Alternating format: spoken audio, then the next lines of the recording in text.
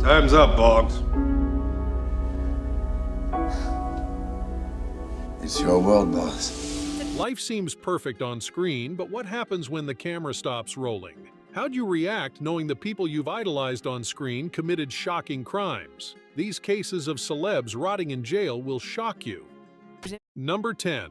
Shannon Richardson. Police received a rather unsettling phone call in May 2013. Shannon Richardson explained that she had reason to believe her husband had attempted to poison leading politicians. She claimed that Nathan Richardson had sent ricin-laced letters to U.S. President Barack Obama and New York City Mayor Michael Bloomberg. Shannon painted her husband as a deeply disturbed individual. It wasn't until the police did some digging that they found out who was really sick. You might remember Shannon for her small-time roles on The Walking Dead and The Vampire Diaries. She'd been attempting to break into Hollywood for quite some time. In 2011, she met and married Nathan, a U.S. Army veteran. Together, the couple had 5 children. At the time of the ricin scheme, Shannon was pregnant with the couple's 6th child. But things weren't perfect between the two. So, what did the actress do to get back at her estranged husband? You wouldn't believe it. Police found that she'd been the one who had mailed threatening ricin-laced letters to politicians. 1 milligram of ricin would be lethal for just about anyone. Here, Shannon had laced the letters several times over with the poisonous substance. It came to light that she wanted to frame Nathan for the crime and get the couple's joint assets plus custody of their kids. Investigators reached out to Nathan after Shannon's phone call. However, they were convinced she was the one who was actually up to something. It took them another month before they made an arrest. Investigators worked with the U.S. Postal Service using mail isolation control and tracking. That's when they found out that not only was Shannon the one sending the letters, but there was a third letter. Can you guess how she pleaded in her case of sending threatening letters and poisonous substances? Investigators had all the evidence. It was hard for her to get out unscathed. So Shannon eventually agreed and pled guilty. A court sentenced her to 18 years behind bars starting in 2014. In addition, the former actress was made to pay $366,722 in restitution. She tried to plead for an early release in 2015, claiming she was deprived of her civil rights in prison. The case was dismissed. Shannon is now scheduled for release in November 2028. If you thought this was a case of a former actor going off the rails, you have no idea what Ryan Grantham did. He told the police he did it. To protect me, but it wasn't him. Okay? Number 9. Ryan Grantham. Ryan Grantham was this adorable child actor everyone remembered from his time on The Diary of a Wimpy Kid. He'd also had a guest role on Supernatural. Fans were excited to see him all grown up when he was cast in Riverdale. We never really got to the point where we saw his career thrive. Why? In 2020, Ryan was arrested for a second-degree crime against his mother, Barbara Waite. The details of the case are chilling. Stick around. You'd want to know what happened in March 2020. It was an otherwise ordinary day in the household. Nothing was out of place, and Barbara was playing the piano as she usually did.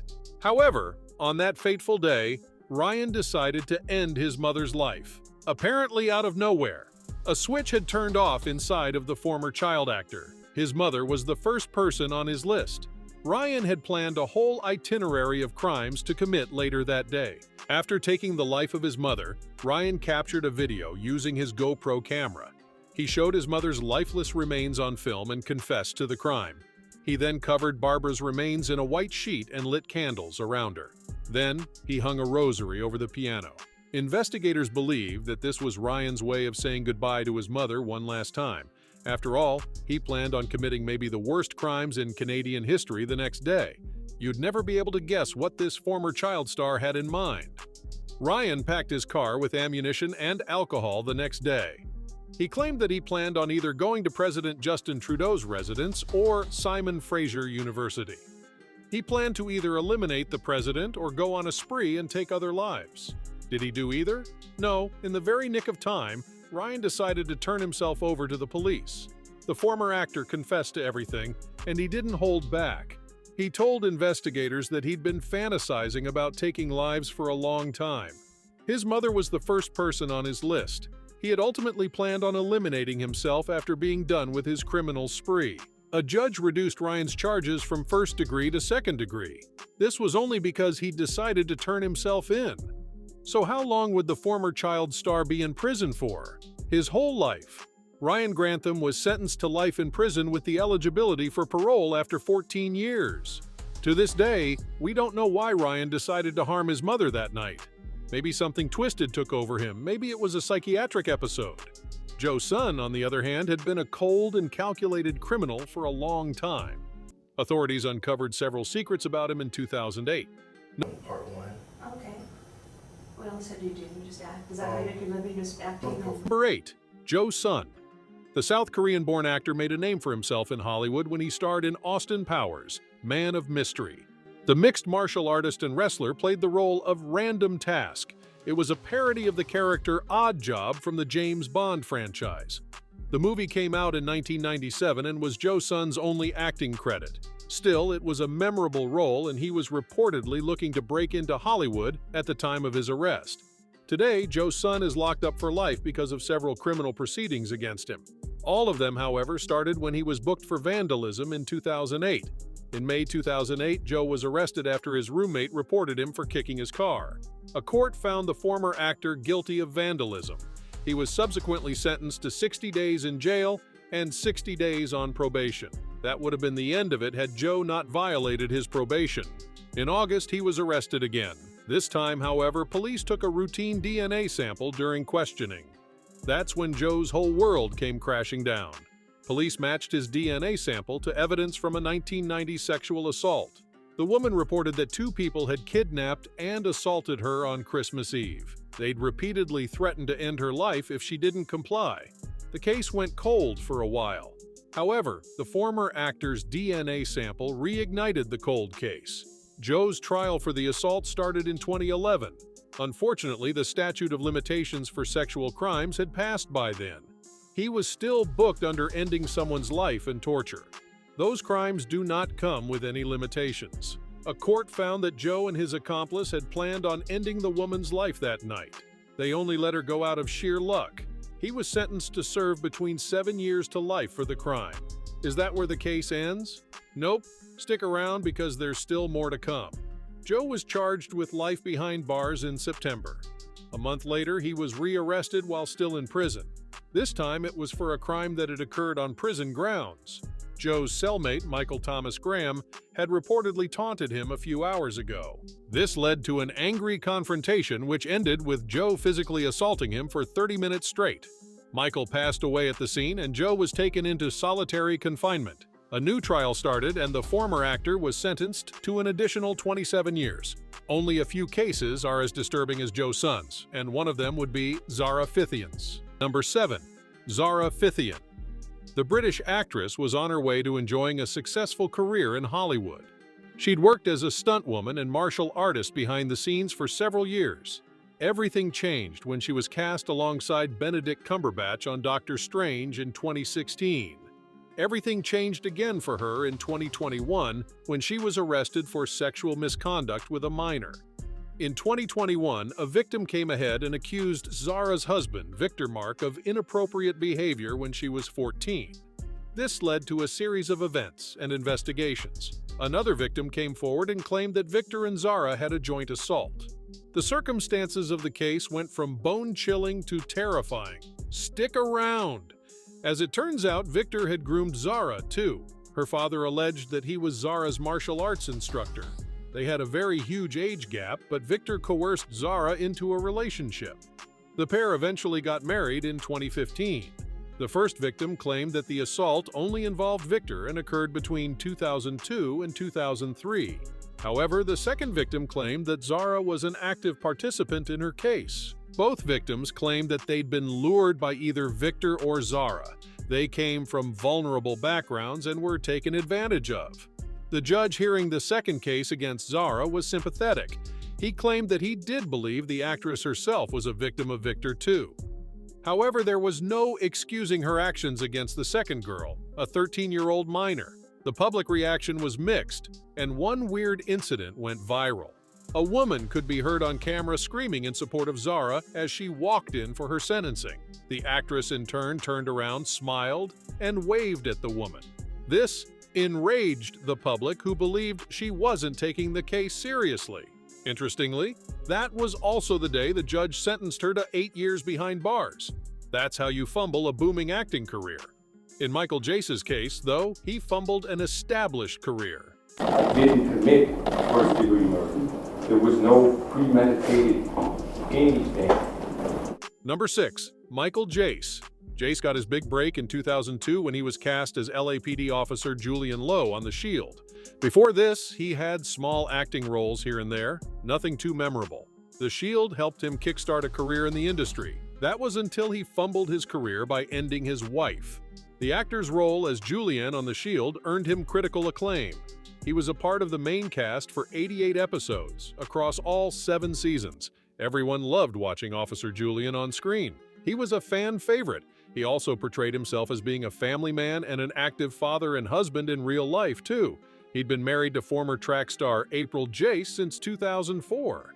The couple lived together in Hyde Park with their 2 kids. It looked like Jace was living a good life by all accounts. So what changed in 2014? In May 2014, Jace called 911 stating that he'd just shot his wife. He claimed that the couple were having a domestic dispute. Things turned physical and Jace was just protecting himself. He maintained the story when the police arrested him. He pleaded not guilty, suggesting the same. The trial started immediately. It came out during questioning that Jace wasn't the man everyone thought he was. Prosecutors were able to crack April's password-protected phone. What they found suggested that Jace didn't act in self-defense. They had everything they needed to convict him of second degree. What was on the former actor's wife's phone? The couple had been having marital troubles for a while. Jace also didn't appreciate the fact that his wife was working while he was out of commission.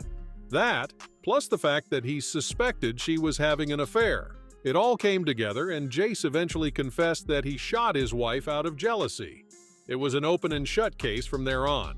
Prosecutors claimed that the attack was premeditated. They eventually reached an agreement, and Jace was sentenced to 40 years behind bars. He won't see the light of day for a while, and neither will Skyler Delon. Were you planning on buying the boat? Well, we didn't really have the money. Number 5. Skyler Delon. Thomas and Jackie Hawks were suspicious of Skyler Delon from the moment they met in 2004. They were, however, comforted by the fact that Skyler was once a notable character on a popular teen show, Power Rangers. They also believed he was a family man. After all, Skyler visited the Hawks with his pregnant wife, Jennifer Henderson, and their other child. But why was the former actor meeting up with the 2 pensioners in the first place? Thomas and Jackie were looking to sell their 55-foot yacht, the Well-Deserved. They'd sailed all across the Pacific Ocean on the mega yacht. In 2004, they decided to sell their home on the water for something more stable. Thomas's son claimed that the 2 wanted to spend more time with their grandkids after 2 years at sea. Things, however, took a drastic turn, and the Hawks were never to be heard from again. The couple's children reported them missing in November 2004. Police were able to track their beloved yacht with Skyler and Jennifer on board. The 2 claimed that they bought the yacht in cash a few weeks ago. They also claimed that the Hawks went about their way in their car after the trade was made. According to Skyler, there was also a witness to the whole trade. But where was this witness? The only other person who was on the yacht at the time of the sale was Alonzo Machain. He'd fled to Mexico before the police could question him. It wasn't until March 2005 that they finally caught up to him. That's when Alonzo sang like a canary. He told everyone what happened to the Hawkses. You wouldn't believe what the former actor did to the elderly couple. Alonzo claimed that Skyler had enlisted the help of John Fitzgerald Kennedy for the crime. He'd boarded the yacht with Jennifer and John. He then told the Hawks that he wanted to take Well-Deserved on a water trial. John later overpowered the elderly couple and forced them to sign over the title. Now, they got the yacht they wanted. Alonzo claimed that Skyler planned to launder money using the yacht. At this point, they could have let the elderly couple go. However, they knew that they'd report the crime the minute they were freed. You can pretty much guess what happened next. Skyler was the brains behind the operation. He told John and Jennifer to hogtie and gag the Hawks and throw them overboard. Jennifer confessed to that part being true. However, she couldn't tell the police where exactly they threw the couple overboard. To this day, the Hawks' remains have not been recovered. The details of the case are about to take a bizarre turn. Stick around. Skyler was arrested while a trial date was fixed. His cellmate told the police that he'd confessed to another crime behind bars. According to his cellmate, Skyler had taken the life of one John Jarvie back in Mexico. He also claimed that Skyler's father and cousin helped him with the crime. Now that Skyler was facing charges for the Hawkses, he wanted the only two witnesses to Jarvie's case gone. It gets worse. In 2008, it was reported that Skyler had attempted to sever his male organs. He claimed that he wanted to seek medical attention and hormone therapy. According to Skyler, this was the only way the prison guards would take him seriously. Anyway, the trial was sensational. Skyler was accused of taking the lives of 3 people, Thomas, Jackie, and John. A jury sentenced the former actor to capital punishment. However, that decision was overturned in California. Now, Skyler's completed gender reassignment surgery. She goes by Skyler Julius and is currently being held at San Quentin State Prison for life behind bars.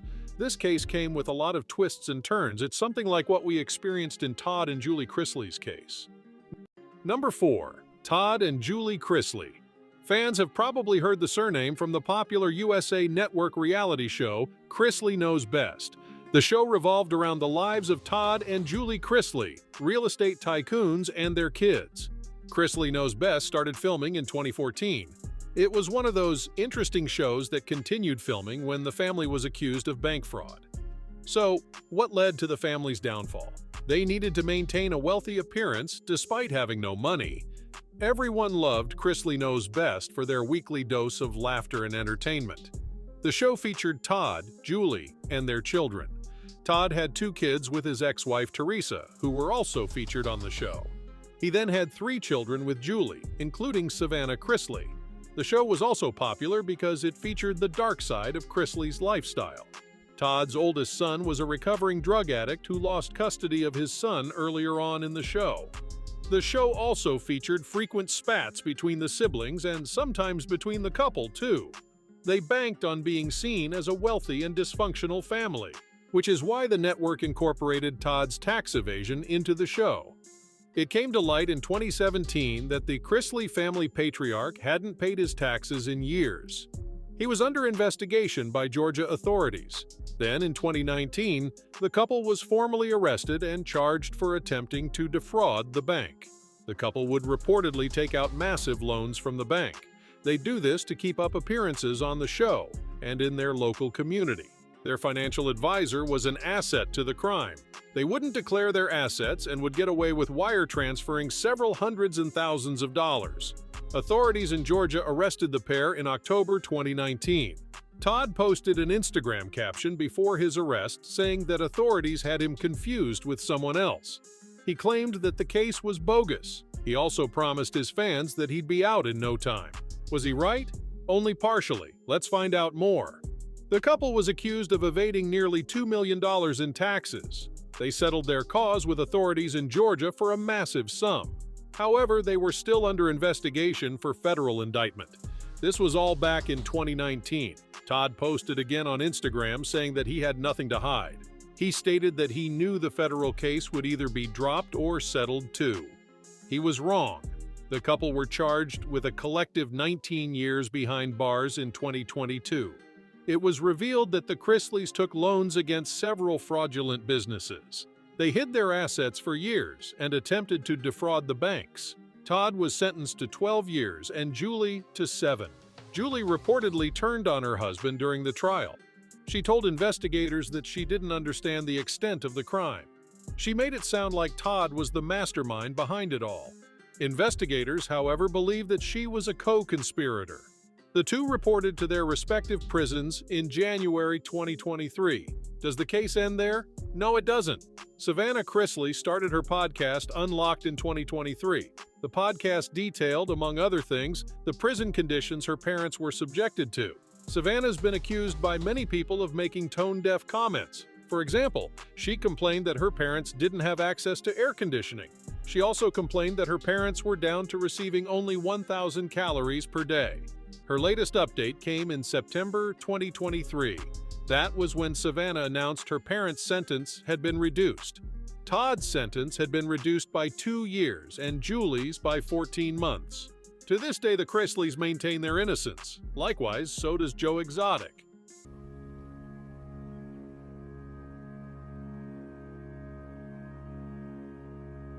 Number 3. Joe Exotic. This might just be one of the most bizarre cases on today's list. You probably know Joe Exotic by his persona, Tiger King. He was known for being the owner and operator of Tiger King Park from 1999 until 2018. His legal troubles, however, started from day one, from 1999. It all started with allegations of animal abuse and animal cruelty. It was reported that the Tiger King didn't have the means to sustain his many exotic animals. In some cases, he'd resort to either ending the animals' lives himself or starving them. For example, in 1999, he was believed to have fed his animals expired meat. He was also believed to have done away with the horses donated to him to feed his tigers. The stories of his cruelty continued, and then another player entered the game, Carol Baskin. Baskin was the operator of Big Cat Rescue, a non-profit for exotic animals. Interestingly, she also owned and operated an animal sanctuary of her own. Baskin and her team of volunteers would email bomb any of the Tiger King's exhibitions. He claimed that they cost him several thousand in revenue with their antics. So, what did the Tiger King do to get even? He started a YouTube channel where he attacked Big Cat Rescue and Baskin personally. He also offered a $10,000 reward for information on Don Lewis's kidnapping. Lewis was Baskin's second husband in 1997 before he went missing. His daughter claimed that Baskin had ended his life and his remains were consumed by the tigers. Joe Exotic supported this claim. His harassment of Baskin continued. He even went ahead and purchased the trademark rights for Big Cat Rescue. It was a two-way street, however. Baskin herself attacked Joe Exotic on social media several times. She even sued him for $1 million.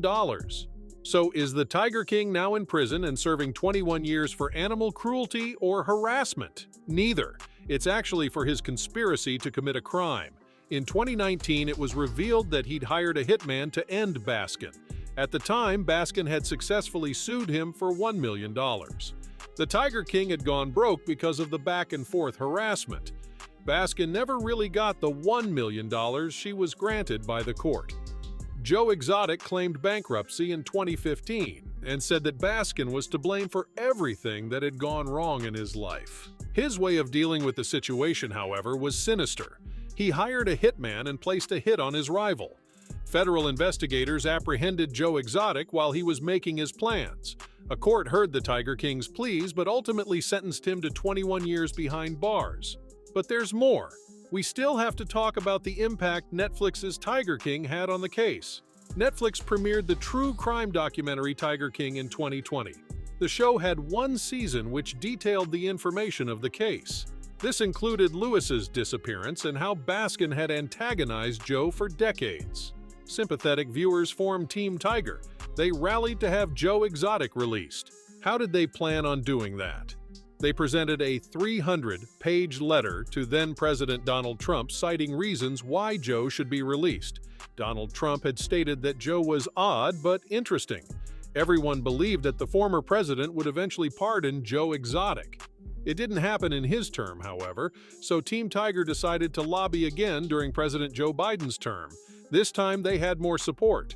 People believed that either Joe Exotic was framed or treated unfairly. It helped that many people still believe Carol had something to do with Lewis's disappearance. What do you think? The woman's family testified at the sentencing hearing today about their pain and their anger. CBS 2's Dave Carlin. Number 2. Amy Locane. The actress was once the talk of the town. She starred in the musical comedy Crybaby in 1990. She then went on to have several minor roles in film and television. This was before she retired from acting in 2006. Her career saw a resurgence in 2009 when she started acting in shorts and commercials. Her career, however, took a nosedive in 2010 when she was involved in a horrific crime. In 2010, Locane was involved in a fatal car crash in New Jersey. Investigators found that she'd been drinking that night. Her blood alcohol levels were over the legal limit. The car crash had taken the life of Helen Seaman and severely injured Fred Seaman. The site of the crash was something straight out of a horror movie. The case seemed open and shut. It was clear that Locane had been under the influence that night. She shouldn't have been driving. Her blood alcohol level was nearly 3 times the legal limit. So what happened the first time around? Close to nothing. That's right, the Seaman family was shocked at the initial verdict in 2013. A judge sentenced Locane to only 3 years behind bars. The judge argued that the former actress should be locked up for less than the minimal 5-year limit. She claimed that Locane had a 3-year-old and a 1-year-old to look after.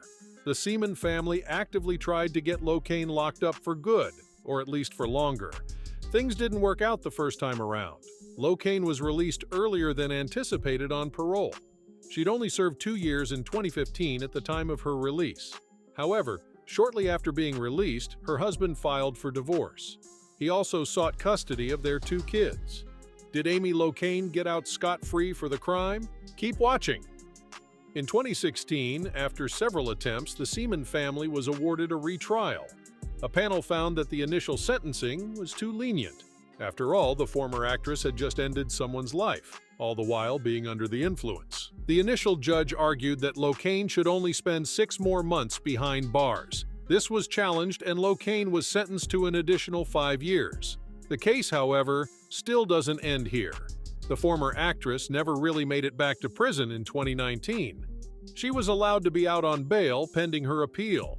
Justice was finally served in 2020 under a different judge. This time, it was obvious that Locane's case had been mishandled. The new judge admitted that the initial sentencing was too lenient. Locane's now serving 8 years behind bars for Helen Seaman's death. She'll be eligible for parole in 2026. This goes to show how you can jeopardize your career with your choices. This reminds us of the case of Danny Masterson. Number 1. Danny Masterson. The trial against former That 70s Show actor Danny Masterson was sensational. The actor enjoyed a thriving career as Stephen Hyde on the show from 1996 until 2008. He then went on to star in Men at Work in the Ranch. Masterson was a very prominent figure in Hollywood at the time of his arrest. So why was he arrested? It all started back in 2017. This was while Masterson was starring in The Ranch. Allegedly, 3 women came forward accusing the actor of sexual assault from 2003. 1 came forward in the aftermath. Altogether, 4 women claimed that Masterson had assaulted them. He denied the charges. Netflix, however, decided to go forward and write off his character from The Ranch. Masterson claimed that he was disappointed by the decision. He also claimed that he knew the truth would come out eventually, and it did. What makes this case more twisted is that Masterson and his victims were all a part of the Church of Scientology. The women claimed that they were former members. However, at the time of the assault, they were active members of the church. They claimed that the only reason why they stayed silent for so long was because the church forbade them. The church allegedly forbade members from reporting other members to the police. The church claimed that they'd handle matters internally. The women claimed that the leaders, however, didn't support them when they came forward. They accused the church of protecting Masterson. This might have been in part because the actor was a huge financial asset for the church. The women accused the church of crimes as horrific as they'd accused Masterson of. They claimed that the church instructed other members to harass them. This was done under their doctrine of fair game, which simply meant that ejected members deserved to be harassed. The women claimed that they were harassed, stalked, and verbally assaulted. Masterson refused to comment on what the church was up to. He did, however, provide an update for his case in 2018. This was before his trial had commenced. Masterson claimed that he'd only known the first plaintiff, stating that she was a bitter ex. He stated that he hadn't ever met the other alleged victims. Masterson contested the claims and stated that the victims were just looking for a payday. So, what happened in this highly contested case? Masterson's wife, Bijou Phillips, had been antagonizing the victims. She posted personal details of them online and mocked them. She claimed that her husband was being used as a patsy by the women. Masterson's lawyers also claimed that the victims were in cahoots with one another. His lawyers claimed that the victims had received a financial settlement in 2004. They then colluded and decided to sue him for more money. The judge hearing this case dismissed the accusations. She claimed that the victims had legitimate reasons to file charges against the actor. The case went to trial in 2021. A jury found Masterson guilty of 2 counts of sexual assault. There was a hung jury in the third case. Still, the actor was sentenced to 30 years to life in prison. Masterson would be eligible for parole after serving 26 years. When Netflix announced a spin-off series called That 90s Show, Masterson's character was not included. He was the only character whose name wasn't even mentioned on the show. Make sure to check out some of our